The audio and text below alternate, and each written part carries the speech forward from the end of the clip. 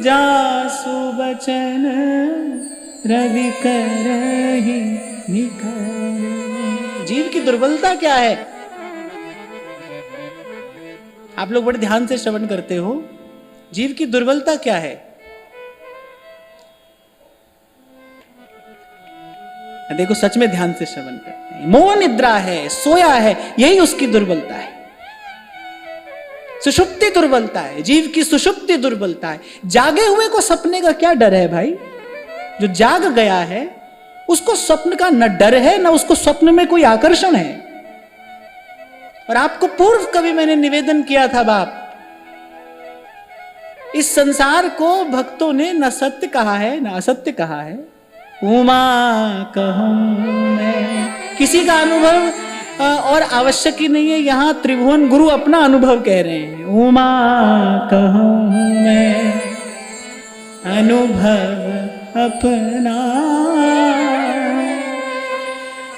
ये पंक्ति मुझे कहीं भीतर तक झंकृत कर देती है। कौन अपना अनुभव कह रहा है? तुम त्रिभुवन गुरु वेद बखाना, आन जीव पामर कहाँ जाना। महादेव का स्मरण कर रहा हूं मैं, साथ साथ आपको एक बात कह दूं कि अवधवासियों को जब श्री रघुनाथ जी सदोपदेश करते हैं, सद्धर्म का उपदेश करते हैं, वहां अवधवासियों से, अपने अवधवासियों से बात करते करते श्री रघुनाथ जी कहते हैं, और हूं एक गुपत मत कहत सुनहु कर जो। गुप्त बात तो अपने जन से कही जाती है ना। वहां अवधवासियों से भगवान वार्ता कर रहे हैं और कह रहे हैं, और हूं एक गुपत मत कर जोर, शंकर भजन बिना नर भगति न पावै मोर। शंकर भजन बिना नर भगति न पावै मोर। वो आचार्य हैं, वो ज्ञान मार्ग के भी आचार्य हैं, वो कर्म मार्ग के भी आचार्य हैं, और वो भक्ति मार्ग के आचार्य तो है ही। वैष्णवा नाम यथा शंभु। ऐसा भजन और कौन करेगा? कौन कर सकता है? मैं तो कहता हूं उनके जैसा कोई त्यागी भी नहीं है, उनके जैसा कोई बैरागी भी नहीं है, उनके जैसा कोई अनुरागी भी नहीं है, उनके जैसा और कोई नहीं है। वो अनुपम है। वो कहते हैं, उमा कहूं मैं अनुभव अपना, सत हरि भजन जगत सब सपना। और भाई, सपने से पिंड छुड़ाने की तो एक युक्ति है ना, जाग जाओ। जब तक सुषुप्ति है तब तक स्वप्न है। सुषुप्ति में ही स्वप्न की सत्ता है, सुषुप्ति से ही स्वप्न की सत्ता है। छोटी छोटी बात मिल जाती है शास्त्र का चिंतन करते हुए, लेकिन वो छोटी बात का परिणाम बड़ा व्यापक होता है। कि जय विजय सनकादिक से प्रार्थना करते हैं कि प्रभु आपका श्राप हम शिरोधार्य करते हैं, हमसे भूल हुई है, हमको दंड मिलना चाहिए, हम काम क्रोध के वशीभूत भले हो जाएं, पर आप हम पर इतनी कृपा करिए हम कभी मोहग्रस्त ना हो। बड़ा अद्भुत सिद्धांत है ये। कह रहे प्रभु हम काम क्रोध के वशीभूत हो जाएं, हमको चिंता नहीं है, पर आप हम पर इतनी कृपा करिए, आपने हमें श्राप दिया है पर साथ में इतनी कृपा भी करिए, इतना अनुग्रह भी करिए, हम मोहग्रस्त ना हो जाएं, मोह की निद्रा में न सो जाएं। मोह की निद्रा में न सो जाएं अर्थात हमको कभी भगवान की विस्मृति ना हो जाए, भगवत विस्मृति ना हो जाए हमको। चाहे काम क्रोध से इनको याद करते रहें, चाहे काम क्रोध से इनका भजन करते रहें, पर इनका भजन करते रहें, इनको याद करते रहें, इनका स्मरण बना रहे। सुषुप्ति अर्थात मैंने क्यों कहा कि जीव की दुर्बलता क्या है? सुषुप्ति जीव की दुर्बलता है। इसीलिए मेरे तुलसी बाबा ने कहा, मोह सकल व्याधीन कर मूला। जितना भी भ्रम भय भूल उत्पन्न होता है इसके मूल में क्या है? मोह। इसीलिए हमारे आचार्य चरण जब प्रिया जी की सेवा में प्रवेश करते हैं तो श्री जी की सेवा में प्रवेश करने से पहले किसका वंदन करते हैं? सबसे पहले क्या किया जाता है? सबसे पहले श्री यमुना जी का वंदन किया जाता है। ब्रजाधिराज नंदनाम्बुदाभगात्र चंदना नुलेप गंधवाहिनीं भवाब्धिबीजदाहिनी जगत्त्रये यशस्विनी लसत्सुधा पयस्विनी भजे कलिंद नंदिनी दुरंत मोह भंजिनी। बार बार महाप्रभु जी ने यमुना जी की क्या कहकर स्तुति की है? आप दुरंत मोह का भंजन करने वाली हैं। भाई ये तो श्रृंगार रस की उपासना है। आप हम कहते हैं ना श्रृंगार रस की उपासना है। राधा वल्लभ लाल का स्वरूप क्या है? श्रृंगार रस माधुर्य सार सर्वस्व विग्रह। श्रृंगार रस माधुर्य सार सर्वस्व विग्रहे नमो नमो जगत वंदे वृंदावन महेश्वरी। श्रृंगार रस की उपासना है। भाई सोए आदमी का श्रृंगार थोड़ी होता है। सोए जीव का श्रृंगार कैसे होगा? पहले तो वो निद्रा से जगे ना, फिर उसका मार्जन हो, स्नान हो, उसके बाद जाकर श्रृंगार की बात आती है। अभी तो जीव मोह निशा सब सोमन हारा। और किस निद्रा में सोया है? दुरंत मोह है। और कह रहे इस सुषुप्ति की औषधि क्या है? महामोह तम पुंज जासु बचन रवि करहि निकर। कह रहे भाई कोई कब जगता है? सोता कब है? रात होती है। सज्जन व्यक्तियों का तो यही कार्य है। बाकी तो भाई आज कुछ रह नहीं गया है ना, न कोई शिष्टाचार रहा है, न संस्कार रहा है, और तो अब कुछ रह नहीं गया। जब मन करे तब खाओ, जब मन करे तब सो जाओ, जब इच्छा करे तब जगो। याद रखना, प्रसंग आया है तो मैं आपसे कह रहा हूं कि आसुरी शक्तियां, आसुरी वृत्तियां जीवन में तभी तक रह सकती है जब तक आपकी ओर से उनको रहने के लिए स्थान दिया जा रहा है। अगर आपकी ओर से स्थान नहीं दिया जाए तो वो जीवन में नहीं रह सकते। आपके शरीर में ही असुर भी हैं, आपके शरीर में देवता भी हैं। ये यहां के मनीषियों का दर्शन है, जहां तक अभी पश्चिम का विज्ञान नहीं पहुंचा है। पश्चिम की दृष्टि में शरीर में केवल नस है, नाड़ी है, हड्डी है।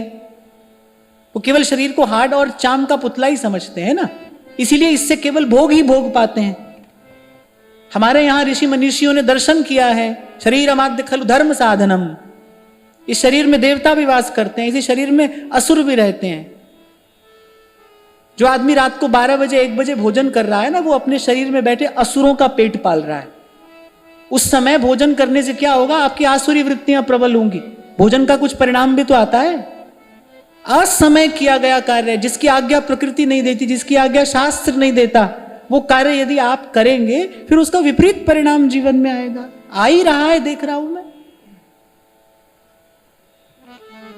तो ऐसे बात चली तो मैंने आपको कह दिया कि जो बात हम कर रहे हैं ये तो दूर की बात है, और उससे पहले जीवन सात्विक हो, शुद्ध हो, पवित्र हो।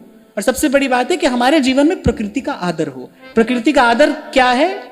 प्रकृति का आदर यही है कि जब प्रकृति सोने का संकेत कर रही है तब सोइए, जब जगने का संकेत कर रही है तब जगिए, जब वो आपको खाने का समय देती है तब खाइए। ये प्रकृति का आदर है। तन बिन वेद भजन नहीं वरना, संत कह रहे तन बिन वेद भजन नहीं वरना। महाभाष्यकार भगवान पतंजलि कहते हैं न केवला प्रकृति प्रयोक्तव्य और न केवल प्रत्यय। न केवल आत्मा से भजन होता है, न केवल शरीर से भजन होता है, इनका संयोग होता है तब भजन होता है।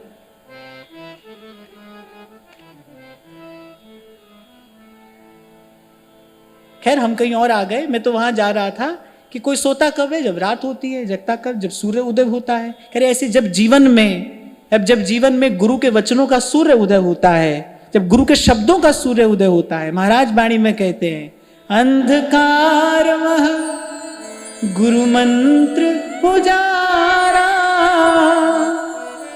गुरु के संग सगल निस्तारा। गुरु का शब्द न मेटे कोई, कह नानक नानक हरि सोई। और मैं तो कहता हूं बस एक बार गुरु के मुख से प्रभु का नाम सुन लो।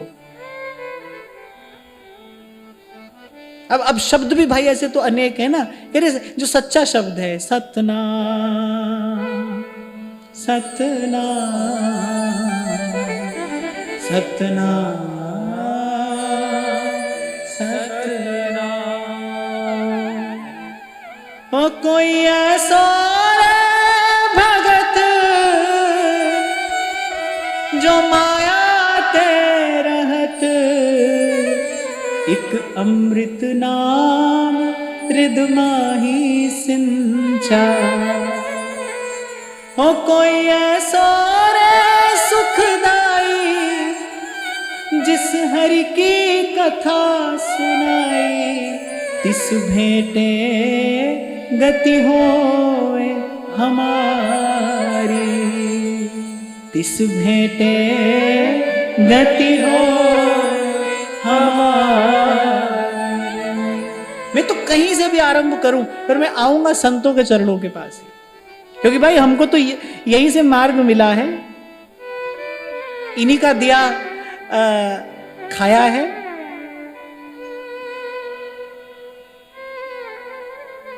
इन्हीं का दिया खाया है और इन्हीं की कृपा से इनका गुण गाया है। तो एक बात कहता हूं मैं, तो एक बात कि प्रभु से प्रार्थना करिए कि प्रभु आपकी कृपा और जीवन में कोई संत आ जाए। बहुत कुछ कहने की आवश्यकता नहीं है, बहुत कुछ करने की भी आवश्यकता नहीं है। एक अमृत नाम हृदय माही सिंचा। हमारे शब्दों में तो पता नहीं ऐसी सामर्थ्य, ऐसी पवित्रता हो कि ना हो कि प्रकृति उन्हें प्रभु तक पहुंचाए या पहुंचने दे, पर इन संतों के शब्दों में ऐसी सामर्थ्य है कि दीनानाथ के कान में जाकर पड़ते हैं। इसलिए ऐसी कोई कोरी कविता ना गाकर मैं आप भी संतों की वाणी गाता हूं, आपसे भी गवाता हूं। इसीलिए कहता हूं कि आप भी साथ गाया करो। ये शब्द सुषुप्ति को दूर करके मोह निद्रा से जगाने वाले हैं। जन के चरण बसे मेरे हियरे, जन के चरण बसे मेरे हियरे, संग पुनीता देहि, संग पुनीता देहि, जन की धूर देहु कृपा निधि, जन की धूर देहु कृपा निधि, नानक के सुख एहि, नानक के सुख एहि, नानक के सुख एहि, जन के चरण बसे मेरे हियरे, जन के चरण बसे मेरे हियरे। अरे मांगो राम ते एक दान, ये दान आपसे मांगते हैं। हमने मांगा नहीं, क्योंकि ये वस्तु देने में प्रभु देर नहीं करते। हमने मांगा ही नहीं, इसका मोल, इसकी महिमा जानी नहीं। इसलिए मैंने कहा एक ये कार्य बना लीजिए अपना प्रभु से कहकर, फिर न कुछ और कहना है और फिर न कुछ और करना है। इतना कार्य अपना सिद्ध करा लीजिए। कोई ऐसो रे भगत जो माया ते रहत, एक अमृत नाम हृदय माही सिंचा। कहते भाई पूर्ण काम हो जाने के बाद, श्री कबीर जी तो ऐसे हैं जिन्होंने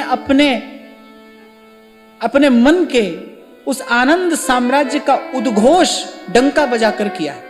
उन्होंने तो गाया है भाई, मुझे जो मिला है मैं गाकर सुनाता हूं, मैं कहता आंखन की देखी। मैं आपको उस दिन भी कह रहा था ना, कबीर जी का एक पद है जब उसमें कहते हैं कि रमैया तेरी दुल्हन लूटिल बाजार।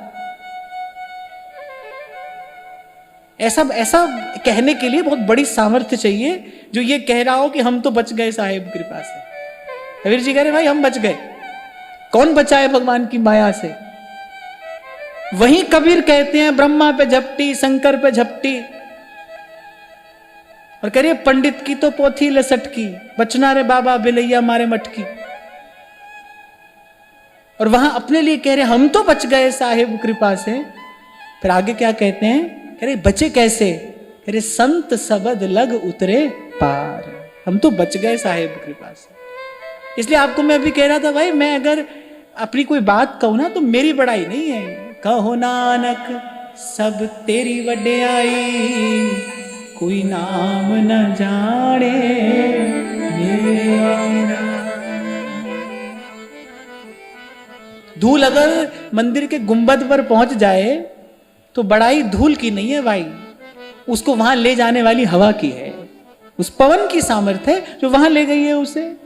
धूल तो धूल ही है, तिनका बहार के बस, वो तो बहने वाली पवन की सामर्थ्य है, वहां ले गई उसे।